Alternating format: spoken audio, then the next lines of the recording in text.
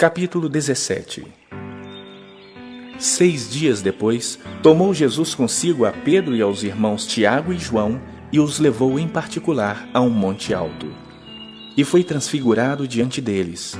O seu rosto resplandecia como o sol, e as suas vestes tornaram-se brancas como a luz. E eis que lhes apareceram Moisés e Elias, falando com ele. Então disse Pedro a Jesus: Senhor, bom estarmos aqui. Se queres, farei aqui 3 tendas. Uma será tua, outra para Moisés, outra para Elias. Falava ele ainda, quando uma nuvem luminosa os envolveu. E eis vindo da nuvem uma voz que dizia: Esse é o meu filho amado, em quem me comprazo. A ele ouvi. Ouvindo-a os discípulos, caíram de bruços, tomados de grande medo. Aproximando-se deles, tocou-lhes Jesus, dizendo: Erguei-vos e não temais. Então eles, levantando os olhos, a ninguém viram senão Jesus. E descendo eles do monte, ordenou-lhes Jesus: A ninguém conteis a visão, até que o Filho do Homem ressuscite dentre os mortos. Mas os discípulos o interrogaram: Por que dizem, pois, os escribas ser necessário que Elias venha primeiro? Então Jesus respondeu: De fato, Elias virá e restaurará todas as coisas. Eu, porém, vos declaro que Elias já veio e não o reconheceram. Antes, fizeram com ele tudo quanto quiseram.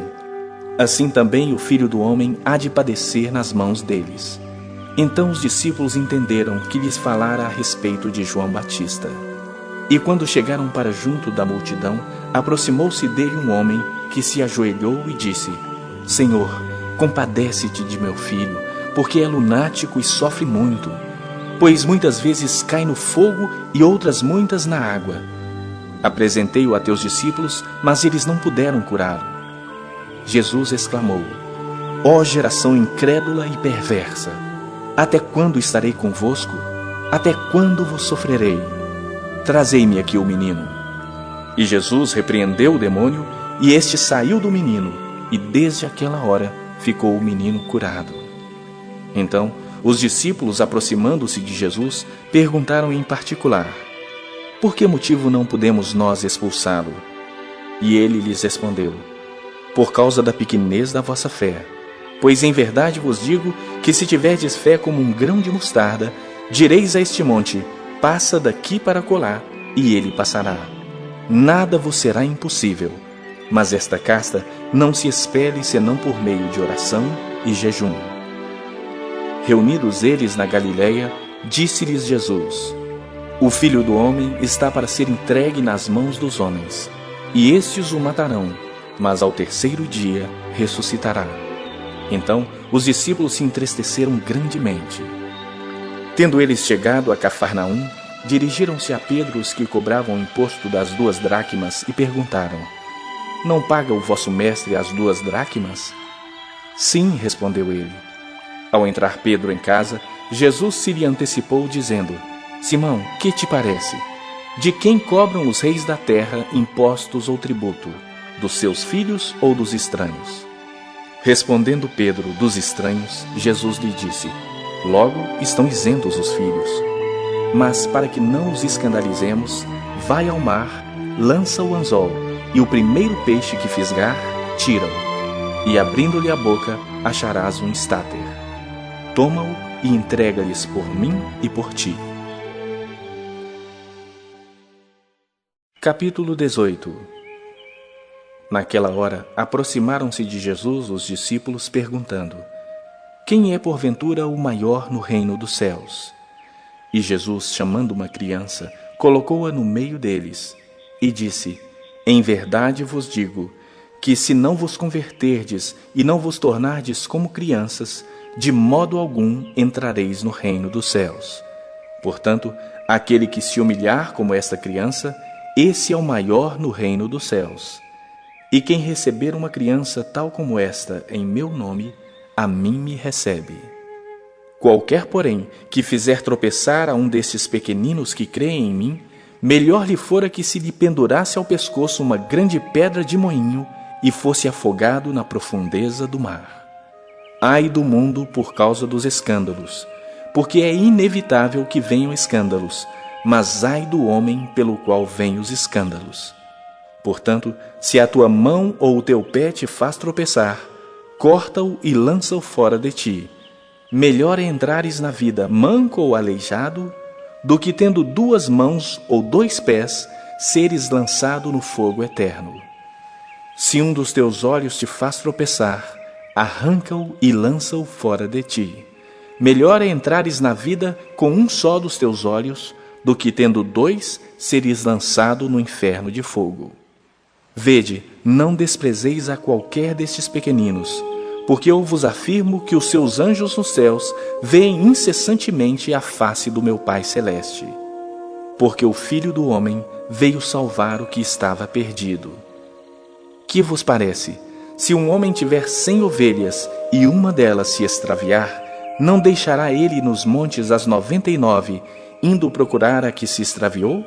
E se porventura a encontra, em verdade vos digo que maior prazer sentirá por causa desta do que pelas 99 que não se extraviaram. Assim, pois, não é da vontade de vosso Pai Celeste que pereça um só destes pequeninos. Se teu irmão pecar contra ti, vai arguí-lo entre ti e ele só. Se ele te ouvir, ganhaste a teu irmão.